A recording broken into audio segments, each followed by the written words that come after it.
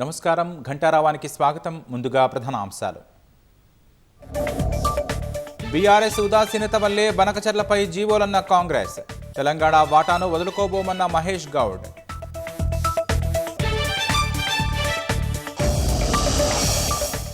గోదావరి కృష్ణా జలాలపై ప్రభుత్వానికి పట్టింపు లేదన్న బీఆర్ఎస్. నీళ్లు తరలిస్తున్నా స్పందించడం లేదని హరీష్ రావు మండిపాటు. హైకోర్టు మధ్యంతర ఉత్తర్వులపై ఎస్ఈసీ న్యాయ సలహా. ఆదేశాల ప్రతులను న్యాయవాదులకు పంపించిన ఎస్ఈసీ.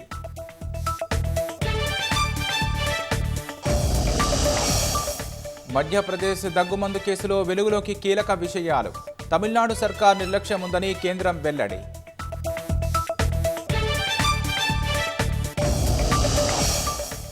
గూగుల్ పేలో ఫ్రాడ్ రిస్క్ ఇండికేటర్ లేదన్న టెలికాం విభాగం.